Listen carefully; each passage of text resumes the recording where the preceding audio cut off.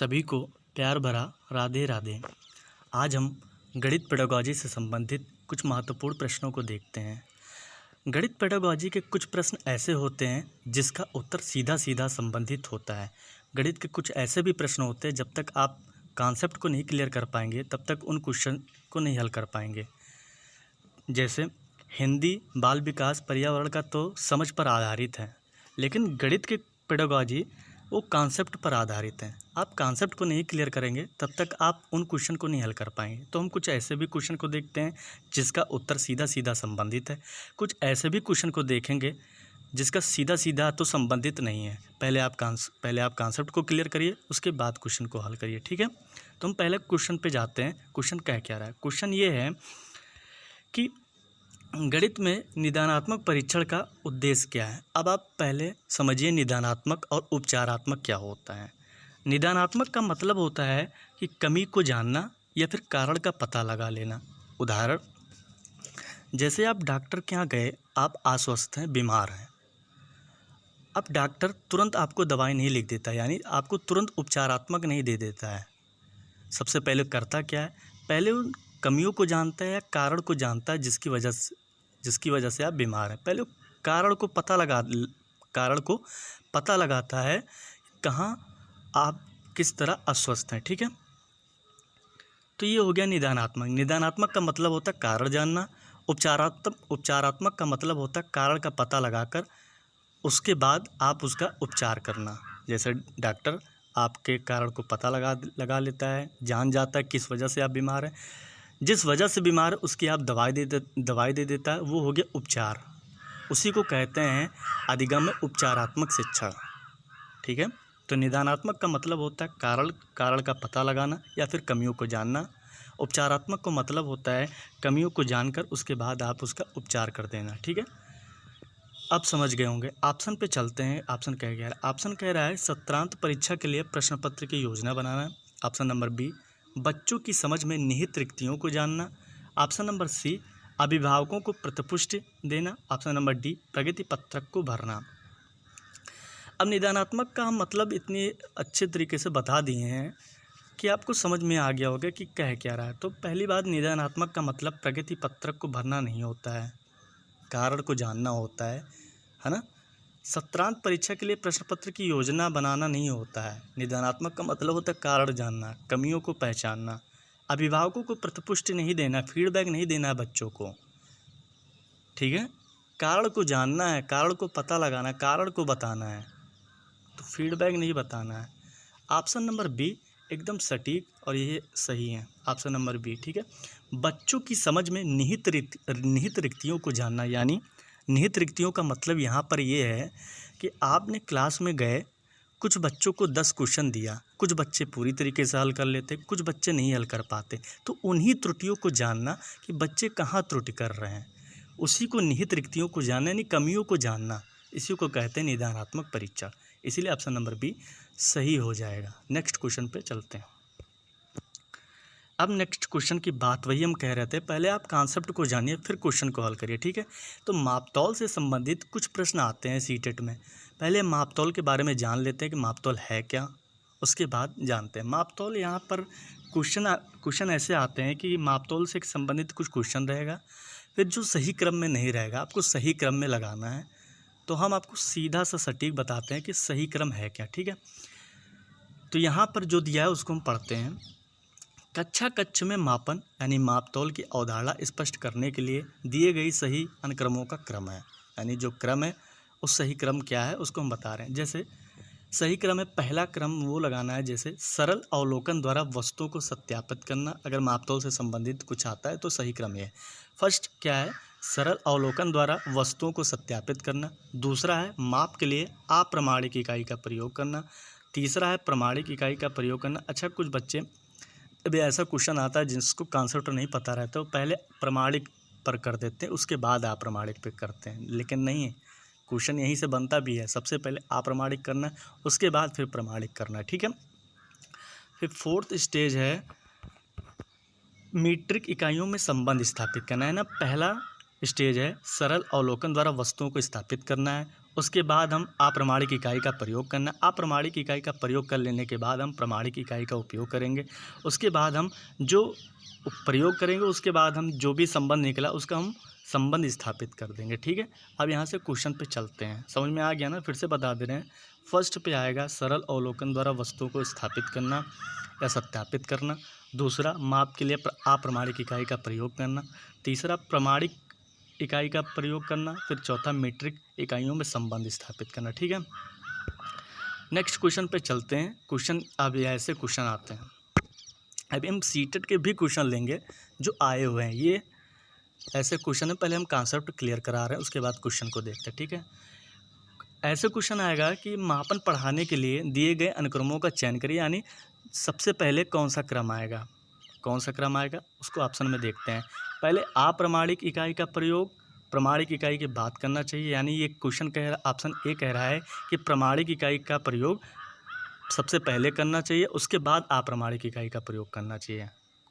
ठीक है, option number A कह रहा है अप्रमाणिक इकाई का प्रयोग प्रमाणिक इकाई के बाद करना चाहिए। ऑप्शन नंबर बी, प्रमाणिक इकाई का प्रयोग अप्रमाणिक इकाई के बाद करना चाहिए, यानी ऑप्शन बी कह रहा है कि सबसे पहले अप्रमाणिक इकाई का प्रयोग होगा, उसके बाद प्रमाणिक इकाई का प्रयोग होगा, है ना। ऑप्शन नंबर बी फिर से बता दे रहे हैं, बी कह रहा है प्रमाणिक इकाई का प्रयोग अप्रमाणिक इकाई के बाद करना चाहिए। ऑप्शन नंबर सी, केवल अप्रमाणिक इकाई का प्रयोग करना चाहिए, यानी कुछ ऑप्शन कह रहा है खाली एक ही प्रयोग होगा, अप्रमाणिक इकाई का प्रयोग प्रमाणिक इकाई का प्रयोग नहीं होगा। ऑप्शन नंबर सी कह रहा है। ऑप्शन नंबर डी कह रहा है अप्रमाणिक इकाई का प्रयोग नहीं करना चाहिए, यानी ये कह रहा है अप्रमाणिक इकाई का प्रयोग ही नहीं करना चाहिए। ठीक है, तो हम पहले सीटेट में नकारात्मक चीज़ों को हटाते हैं, केवल शब्द आ गया इसलिए ऑप्शन नंबर सी काट देते। वैसे भी दोनों का प्रयोग होगा, अप्रमाणिक और प्रमाणिक का। यहाँ पर अप्रमाणिक की बात कह रहा था, इसलिए ऑप्शन नंबर सी गलत हो जाएगा। ऑप्शन नंबर डी, अप्रमाणिक इकाई यानी यहाँ पर भी कह रहा नहीं प्रयोग करना चाहिए, इस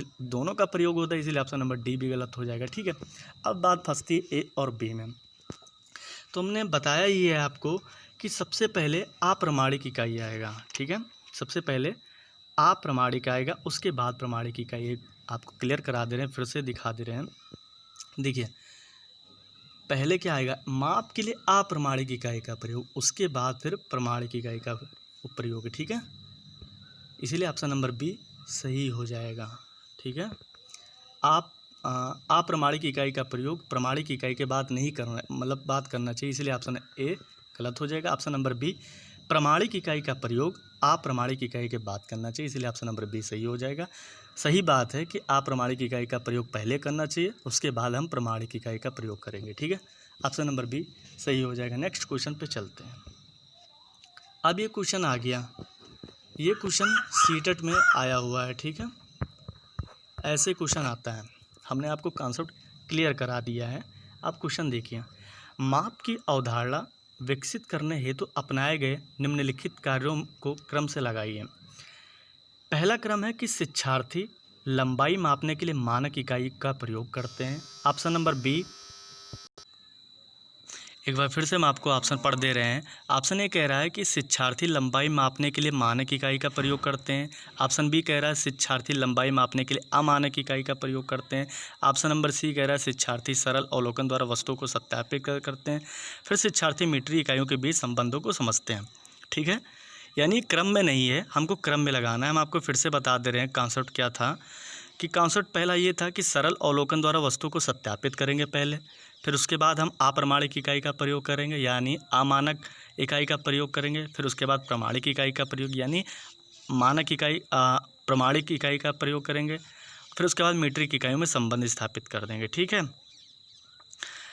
तो देखिए सबसे पहले आएगा सी ऑप्शन, सरल अवलोकन द्वारा वस्तुओं को सत्यापित करेंगे। ठीक है, यानी पहले सी आएगा। ठीक है, उसके बाद आएगा बी, शिक्षार्थी लंबाई मापने के लिए अमानक इकाई का प्रयोग करेंगे, है ना। सबसे पहले अप्रमाणिक इकाई का आएगा, फिर उसके बाद प्रमाणिक इकाई आएगा, इसलिए ऑप्शन नंबर बी आएगा। ठीक है, तो सी और बी।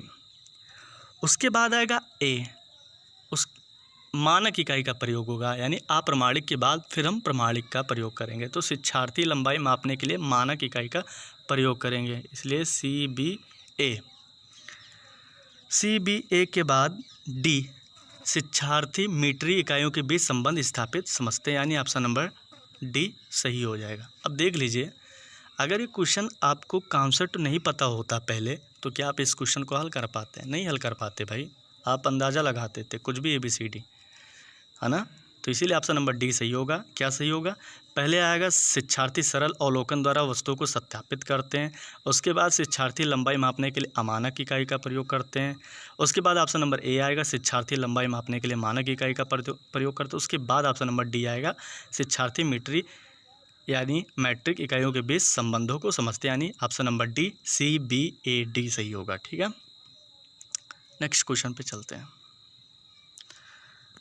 अब देख लीजिए, कभी कभी आता है कॉन्सेप्ट, पहले हम कॉन्सेप्ट को पढ़ते हैं, ठीक है, फिर क्वेश्चन को हल करते हैं।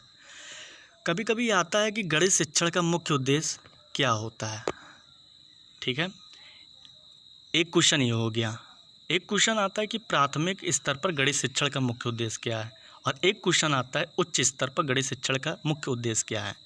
ये आपको क्वेश्चन मिलेगा हम, लेकिन अब सभी को एक ही तरफ लगा दिए हैं कि पहले हम कॉन्सेप्ट को क्लियर कर देते, फिर धीरे धीरे क्वेश्चन को हल करते। ठीक है, अगर क्वेश्चन में आता है गणित शिक्षण का मुख्य उद्देश्य क्या है, तो आप NCF 2005 में कही गई है कि विद्यालयी शिक्षा में गणित शिक्षण का मुख्य उद्देश्य है छात्र एवं छात्राओं के सोच का गणितीयकरण करना। अगर सिर्फ पूछता है गणित शिक्षण का मुख्य उद्देश्य क्या है, अगर पूछता है प्राथमिक स्तर पर या संकीर्ण स्तर पर गणित शिक्षण का मुख्य उद्देश्य क्या है, तो इसका सिर्फ मुख्य उद्देश्य है गणितीय संक्रिया का विकास करना, यानी इसका मुख्य उद्देश्य है संख्या संबंधी कौशल, माप तौल की अवधारणा एवं गणितीय संक्रिया का विकास करना। गणितीय संक्रिया का मतलब होता है गुणा भाग प्लस माइनस, है ना, गुणा भाग घटाव जोड़। और अगर यही बात आती है उच्च स्तर पर गणित शिक्षण का मुख्य उद्देश्य क्या होगा, तो इसका मुख्य उद्देश्य है अमूर्त से मूर्त धारणा का विकास करना, यानी सबसे पहले अमूर्त के बारे में, उसके बाद अमूर्त के बारे में। ठीक है, अमूर्त का मतलब होता है, जैसे हम बच्चों को ऑस्ट्रेलिया के बारे में बताएं, बच्चा है गांव का आया हुआ, ठीक है, वो कुछ नहीं जानता ऑस्ट्रेलिया के बारे में, आप उसको, अमूर्त का मतलब हो गया आप उसके शहर गांव का नाम लो तो वो मूर्त हो गया, क्योंकि उसको जानता, मूर्त जानता ही नहीं है ना। लेकिन उच्च शिक्षण में क्या होगा, यानी उच्च स्तर पर क्या होगा, अमूर्त से मूर्त की ओर जाना, परिकलन संबंधी कौशल का विकास करना। और ऑप्शन नंबर और तीसरा पॉइंट है विश्लेषणात्मक योग्यता को पोषित करना, यानी विश्लेषणात्मक योग्यता को विकास करना। ठीक है, ये हो गया पॉइंट। अब हम नेक्स्ट क्वेश्चन पे चलते हैं, ये हो गया कॉन्सेप्ट। अब क्वेश्चन कह रहा है कि शैलजा विभिन्न तरीकों से संख्या को व्यक्त कर सकती हैं, जैसे 4 को 2 + 2 में, या फिर 4 को 1 + 3 में। वह संख्या के किस विकासात्मक अवस्था पर है। अब देख लीजिए, हमने पढ़ाया था कि प्राथमिक स्तर पर जो होते हैं, यानी संकीर्ण स्तर पर होते हैं, ठीक है, उनको गणितीय संक्रिया का विकास हो जाता है। किसका? गणितीय संक्रिया। गणितीय संक्रिया का मतलब होता है गुणा भाग घटाव जोड़, यानी गुणा भाग जोड़ घटाव करने लगते हैं। ठीक है, यहाँ पे क्या है, 2 2 कितना होता है 4, या 4 को हम किस तरह लिख सकते हैं 1 + 3, यानी वहाँ पर गणितीय संक्रिया का विकास हो गया। ठीक है, ये हो गया कौन सी अवस्था, संक्रिय अवस्था। ठीक, ऑप्शन नंबर C सही हो जाएगा, बाकी गलत है। ठीक है, यहाँ पे गुणनखंड नहीं हो रहा ना, विभाजन ना, वैसे भी आप क्वेश्चन को देख लीजिए, 2 + 2 यहाँ पे गुणनखंड हो रहा है, नहीं हो रहा है, परिमाणात्मक है, परिमाण द्वारा कुछ हो रहा है, सब विभाजन यहाँ पे कुछ नहीं, इसलिए ऑप्शन नंबर C सही हो गया, संक्रियात्मक अवस्था। ठीक है, यानी गुणा भाग जोड़ घटाव से संबंधित उसका विकास हो चुका है, इसलिए ऑप्शन नंबर C सही हो जाएगा। अब देखिए, गणित कैसे पढ़ाया जाए, गणित भाषा के प्रमुख अंग। एक क्वेश्चन ये भी है, कॉन्सेप्ट को बताते हैं कि क्वेश्चन यहाँ पे नहीं लिए हैं, आगे आएगा क्वेश्चन, लेकिन हम आपको सबसे पहले कॉन्सेप्ट पढ़ा दे रहे हैं कि कॉन्सेप्ट होता है क्या। अगर गणित भाषा के प्रमुख अंग हैं पद, प्रत्यय, सूत्र, सिद्धांत, चिन्ह, लेकिन ऑप्शन में ऐसा नहीं दिया रहेगा, सबसे पहले सिद्धांत दिया रहेगा, प्रत्यय, पद, यानी उल्टा पुल्टा दिया रहेगा, आपको क्रम में लगाना है। तो सबसे क्रम में ये आएगा कि पद, उसके बाद प्रत्यय आएगा, उसके बाद सूत्र आएगा, उसके बाद फिर सिद्धांत आएगा, उसके बाद चिन्ह आएगा। ठीक है, अब एक आता है एल्पस सिद्धांत, या एल्पस सीक्वेंस पर एक बच्चों को पढ़ाया कैसे जाता है, एल्पस सीक्वेंस के नाम से जानते हैं। ठीक है, प्राथमिक स्तर पर गणित की संकल्पनाओं को जानकारी देने के लिए एक मशहूर लेखिका पैमेला लीबैक ने अपनी पुस्तक हाउ टू टीच मैथमेटिक्स में एक सीक्वेंस दिया था, जिसे हम एल्पस सीक्वेंस के नाम से जानते हैं। एल्पस सीक्वेंस होता क्या, इसी पर एक क्वेश्चन बनता है, इसलिए हम आपको पूर्व में आपको कुछ बातें बता दे रहे हैं, है ना, ताकि हम क्वेश्चन को हल कर सकें, ताकि बाद में आपको ये ना लगे कि एल्पस मतलब क्या होता है। ठीक है, पैमेला लीबैक ने एक सीक्वेंस दिया जिसको हम एल्पस सीक्वेंस के नाम से जानते हैं। इसी सीक्वेंस पर एक क्वेश्चन आएगा, आगे आपको मिलेगा, तब आपको ज़्यादा समझ में आएगा। ठीक है, एल्पस सीक्वेंस का मतलब होता है, ई का मतलब होता है एक्सपीरियंस विद फिजिकल ऑब्जेक्ट, यानी साकार वस्तुओं के साथ उसको अनुभव कराना है। सबसे पहले जो उसको सामने दिखता है, साकार है ना। उसके बाद एल, ई के बाद एल आएगा, language that describe that experience, यानी भाषाई अनुभव, उसको भाषा के द्वारा हम बताएंगे। ठीक है, P, picture that respect represent that experience, P का मतलब होता है picture, that represent that experience, यानी उसको भाषा के बाद उसको हम चित्र के द्वारा बताएंगे। ठीक है, चित्रात्मक अनुभव करेंगे। और S for symbol that generalize that experience, S का मतलब होता है सिंबल, यानी प्रतीकात्मक अनुभव। अब हम आपको एक उदाहरण देते हैं, जैसे शुरुआत में एक बच्चा आता है पढ़ने के लिए, ठीक है, एक पोस्टर लगा दो आप, वो क्या हो गया, साकार वस्तु हो गया। ठीक है, उन अक्षरों को आप भाषाई द्वारा बताओ, ABCD जो भी कुछ है। ठीक है, और एक किनके माध्यम से द्वारा बताएं, चित्रात्मक के द्वारा। ठीक है, और जो प्रतीक होता है वो ABCD प्रतीक हुआ। ठीक है, अब एक क्वेश्चन पढ़ाना हो कि कक्षा कक्ष में आधे की संकल्पना देने के लिए दिए गए अनुक्रमों का सही क्रम होगा। कक्षा कक्ष में आधे की संकल्पना देने के लिए दिए गए अनुक्रमों का सही क्रम होगा, यानी क्वेश्चन कह रहा है कि कक्षा कक्ष में जो हम आधे की संकल्पना देंगे उसका सही क्रम क्या है ना। हम आपको बता दिए हैं एल्पस, अगर ये सीक्वेंस आपको याद होगा तभी आप इस क्वेश्चन को हल कर पाएंगे। ठीक है, अब ऑप्शन नंबर ए कह रहा है प्रतीकात्मक प्रतिनिधित्व का प्रयोग। ठीक है, ऑप्शन नंबर एक कह रहा है ये जो इसके चरण हैं, ठीक है, फर्स्ट सेकंड थर्ड फोर्थ, जैसे एल्पस का मतलब होता है फिजिकल ऑब्जेक्ट, ई का मतलब होता है एक्सपीरियंस। ठीक है, फिजिकल ऑब्जेक्ट किस, या फिजिकल ऑब्जेक्ट कैसे करोगे, साकार वस्तु के साथ अनुभव करोगे ना। एल का मतलब होता है लैंग्वेज, पी का मतलब होता है पिक्चर, एस का मतलब है सिंबल। ठीक है, तो जो स्टेजेस है आधे की संकल्पना देने के लिए इनका अनुक्रम है, ये सही क्रम है। ठीक है, और फर्स्ट है प्रतीकात्मक प्रतिनिधित्व का प्रयोग, दूसरा भाषाई निर्माण, तीसरा चित्रात्मक अनुभव, और डी है अनुभव प्रदान करना। ठीक है, ये जो चरण दिए गए हैं इनका क्रम में नहीं है। हम ये आपको ने बताते हैं अगले पार्ट में, तब समझ में आएगा ज़्यादा। ये देखिए, ये जो क्रम है, ठीक है, ये क्रम में नहीं दिया हुआ, मुझको क्रम में लगाना है, मुझको ये देखिए, मुझको क्रम में लगाना है। हमने आपको बताया था ना, आपको कॉन्सेप्ट पता हो तब आप क्वेश्चन को हल कर लेंगे। ठीक है, तो चरण ये है कि प्रतीकात्मक प्रतिनिधित्व का प्रयोग, सेकंड है भाषाई वर्णन, सी है चित्रात्मक अनुभव, और डी है अनुभव प्रदान करना। अब ये ऑप्शन में इसको मुझे चरण में लगाना है। ऑप्शन ए है 4 3 2 1, ऑप्शन बी है 4 3 1 2, ऑप्शन नंबर सी है 4 2 3 1, ऑप्शन नंबर डी है 3 4 1 2। ठीक है, अगर मुझे एल्पस सीक्वेंस पता होगा तब हम इन चरणों को बैठा लेंगे, नहीं पता होगा तो नहीं कर सकते, इसलिए हमने आपको कॉन्सेप्ट बताया। ठीक है, तो एल्पस यानी ई का मतलब होता है एक्सपीरियंस विद फिजिकल ऑब्जेक्ट। ठीक है, अब मुझे एक्सपीरियंस विद फिजिकल ऑब्जेक्ट यानी साकार वस्तु के साथ अनुभव कराना है। ठीक है, यानी अनुभव प्रदान करना, ये फोर्थ स्टेप क्या नाम है पहले आएगा। ठीक है, उसके बाद एल का मतलब होता है language that describe that experience, यानी भाषाई अनुभव प्रदान करें। अब देखिए भाषाई कहाँ पे, यहाँ पर है, इसलिए 4 2।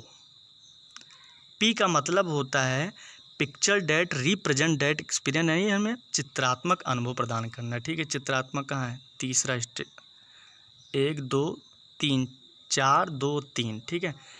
ई हो गया, एल हो गया, पी हो गया। अब मुझे एस पर जाना है, यानी सिंबल के साथ जाना है। सिंबल का मतलब होता है symbol that generalize that experience, यानी प्रतीकात्मक अनुभव, ठीक है। यहाँ पर 4 2 3 1 कहाँ है? 4 2 3 1 यहाँ पर है। ऑप्शन नंबर सी सही हो जाएगा। ऑप्शन नंबर सी सही हो। इसको ध्यान में रखना, एल्पस, ये इस चीज़ को अगर आप पढ़ रहे हो तो स्क्रीनशॉट ले लीजिए, इस चीज़ को ध्यान में रखना है, ठीक है। अब देखिए अगला क्वेश्चन वेन हीले से संबंधित है। किससे संबंधित है? वेन हीले से संबंधित है। इसको भी जब तक आप कॉन्सेप्ट को नहीं पता लगा लेंगे तब तक आप नहीं सीख सकते, ठीक है। लेकिन इसका हम कॉन्सेप्ट बहुत बड़ा है, इसीलिए हमने इस क्वेश्चन में नहीं लिया, आपको आवाज़ के माध्यम से बता देंगे, ठीक है। विद्यार्थियों से ऊर्ध्वाधर सम्मुख कोणों के मध्य संबंध स्थापित करने के लिए कहा जाता है। एक विद्यार्थी से ऊर्ध्वाधर सम्मुख कोणों के मध्य संबंध स्थापित करने के लिए कहा जाता है। वे कई आकृतियाँ खींचते हैं, विद्यार्थी है वो आकृतियाँ खींचते हैं, कोणों को मापते हैं और यह देखते हैं कि ऊर्ध्वाधर सम्मुख कोण समान है। इस केस में वेन हीले के विचार अनुसार विद्यार्थी क्या हैं? ऑप्शन नंबर है वो विश्लेषणात्मक स्तर पर है, या फिर अनौपचारिक निगमन पर है, या फिर निगमन स्तर पर, या फिर चाक्षुषीकरण के स्तर पर है। एक विद्यार्थी है वे आकृतियों को खींचते हैं, कोणों को भी मापते हैं और फिर वो देखते भी हैं कि ऊर्ध्वाधर सम्मुख कोण समान है। अगर ये सब चीज़ें लक्षण हैं तो वेन हीले के अनुसार विद्यार्थी किस स्तर पर है, क्वेश्चन ये कह रहा है, ठीक है। अब वेन हीले ने कुल मिलाकर 5 स्टेप दिया है, लेकिन जो इनके लेबल हैं वो कुल लेबल 4 हैं, ठीक है। यानी जो पहला चरण है उसको लेबल इन्होंने 0 बताया है, ठीक है। और लेवल जीरो में क्या आता है? स्किल, यानी भुजाओं दिखावट के आधार पर वर्गीकरण कर लेता है। भुजाओं दिखावट के आधार पर वर्गीकरण कर लेता है। ये किस चरण पे आता है? ये चाक्षुषीकरण या मानसिक चित्रण पर आते हैं, ठीक है। क्या है? वो दिखावट के आधार पर और भुजाओं के आधार पर वर्गीकरण कर लेते हैं, इसलिए ऑप्शन नंबर डी गलत है। वो यहाँ पर ऐसी कोई चीज़ भी यहाँ पर उससे ज़्यादा करता है। क्या करता है? कोणों को मापता है और ऊर्ध्वाधर सम्मुख कोण समान है, आकृतियाँ भी खींच लेते हैं, उस स्तर पर है, ठीक है। और फिर विश्लेषण का मतलब होता है जो इनका दूसरा चरण है उसको बोलते हैं लेवल 1, ठीक है, लेवल 1। विश्लेषण में क्या कर लेते हैं बच्चे? गुणों के आधार पर वर्णित या वर्गीकृत कर लेते हैं, उसका चित्र बना लेते हैं। क्या कर लेते हैं? विश्लेषण पर गुणों के आधार पर वर्णित या वर्गीकृत कर लेते हैं। और फिर इनका तीसरा चरण है अनौपचारिक निगमन। अनौपचारिक निगमन में इसको बोलते हैं लेवल 2, ठीक है। अनौपचारिक निगमन में लेवल 2 में भाषाई आधार पर परिभाषित कर लेते हैं और अंतर स्पष्ट कर लेते हैं, लेकिन सिद्ध नहीं कर पाते हैं। अनौपचारिक निगमन में क्या है? भाषाई आधार पर परिभाषित कर लेते हैं, अंतर स्पष्ट कर लेते हैं, लेकिन परंतु सिद्ध नहीं कर पाते, ठीक है। और इनका चौथा चरण है औपचारिक निगमन, जिसको बोलते हैं लेवल 3।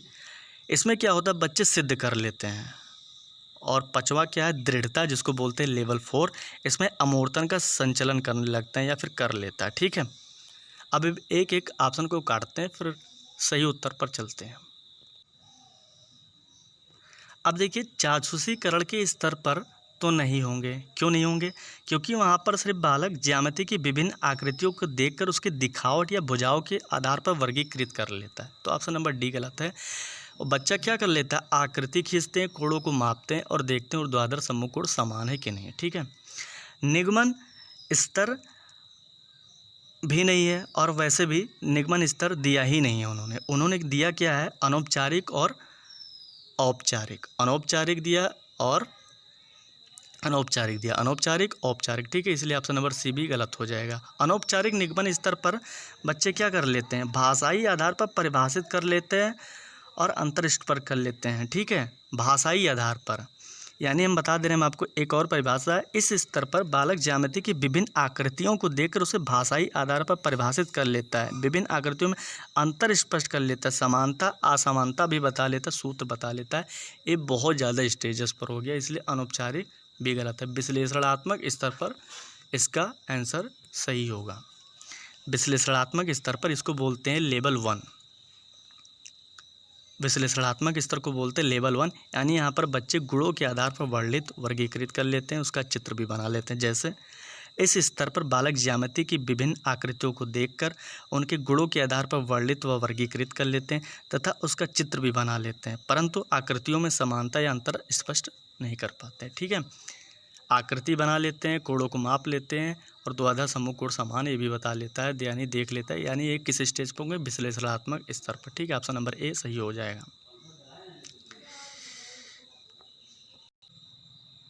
नेक्स्ट क्वेश्चन है कि कक्षा में शिक्षिका विद्यार्थियों को विभिन्न प्रकार से चतुर्भुज को परिभाषित करने के लिए कहती है, जैसे भुजाओं का प्रयोग, कोणों का प्रयोग, विकर्णों का प्रयोग आदि शिक्षिका का उद्देश्य है। ठीक है, ऑप्शन नंबर ए कह रहा है कि विभिन्न परिप्रेक्ष्यों से चतुर्भुज को समझने में विद्यार्थियों की सहायता करना।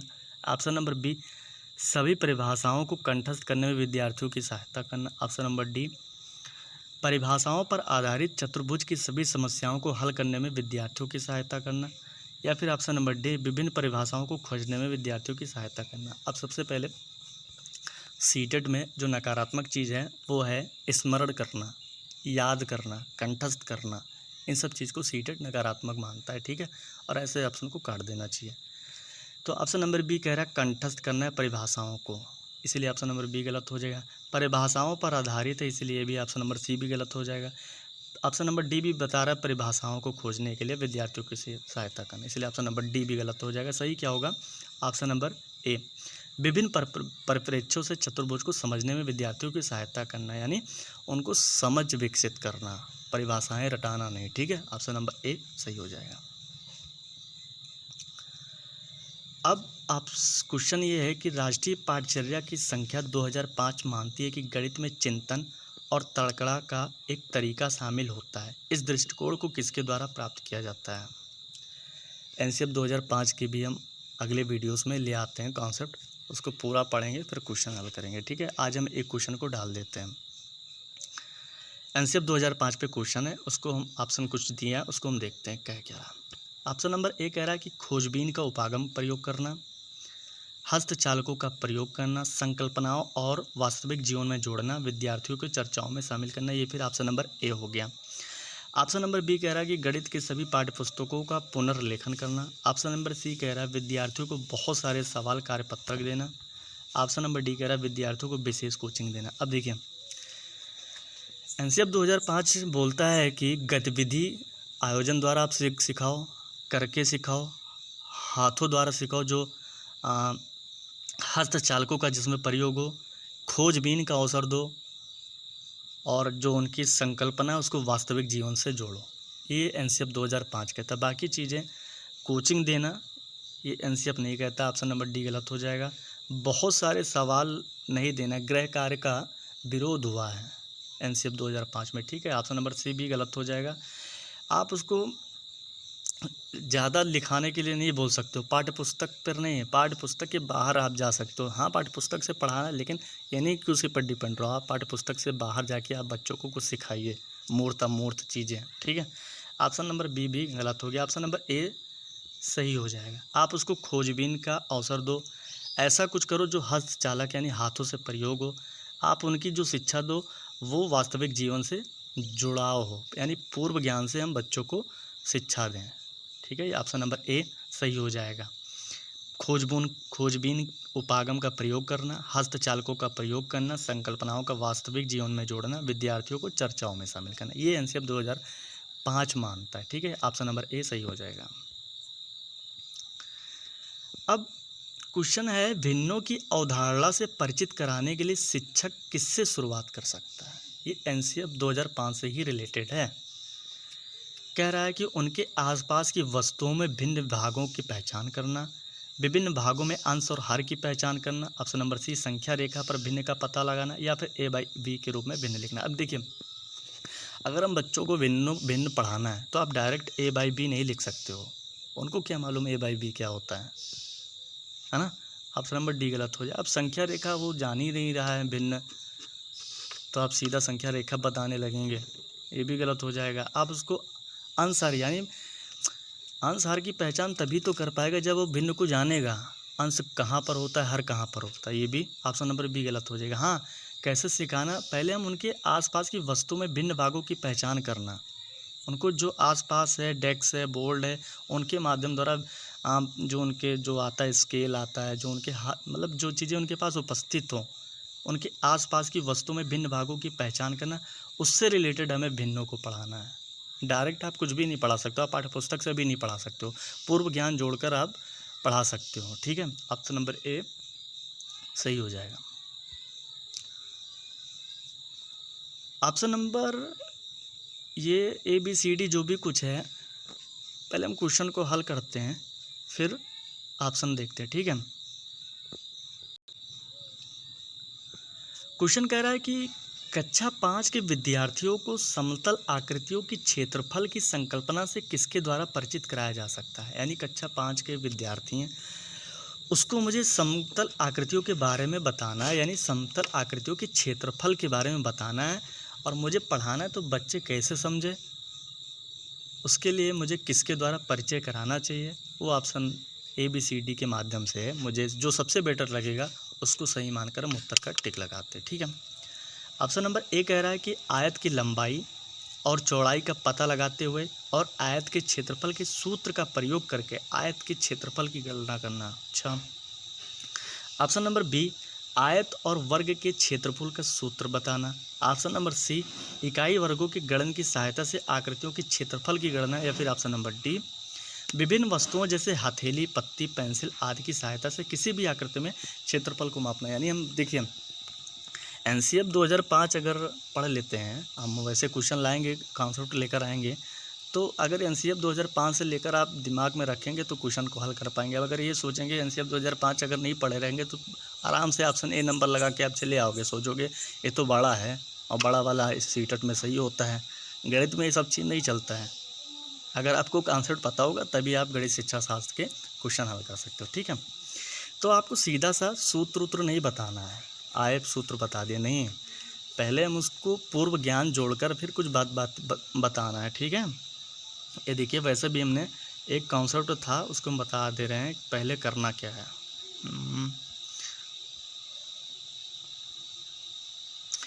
ये देखिए यहीं से क्वेश्चन बना है, पहले मुझे पद देना है, फिर उस पदों के द्वारा, फिर उसके प्रत्यय द्वारा, फिर सूत्र द्वारा, फिर उसके बाद सिद्धांत चिन्ह, है ना। और यहाँ पर देख लीजिए पहले सूत्र की बात कर रहा है,